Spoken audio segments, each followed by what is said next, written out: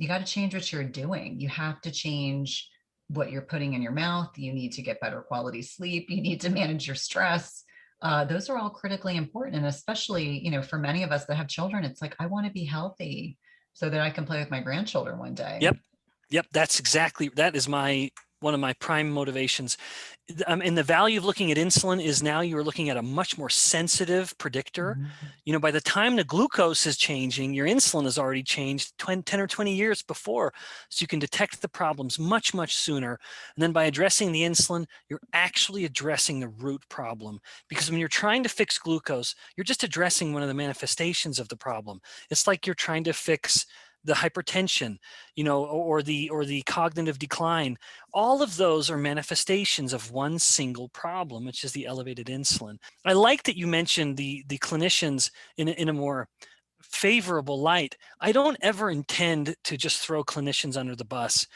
It's not fair to expect someone to know what they haven't been taught. No, I know one thing, and that is insulin. And I know it really, really well. And because I'm an academic, I can make a career out of knowing one thing. A clinician has to know a lot of things. They have a huge breadth of knowledge. And while they don't go as deep as I am in one area, well, they can't afford to do that. And a physician doesn't get paid to ask scientific questions. A physician gets paid to see patients. And so at the end of a long day where the physician just has to get the patients in and out, it's just the way the structure is built. That's the incentive, or that's the profit system. But it is something where I have an utter conviction that this does matter. And so if the clinician, like everyone else, only knows what they've been taught, well, then let me teach you. Let me give you this little bit of education. And I know that there are others with me, like you and others, that are aligned in this effort. But that requires a little bit of humility.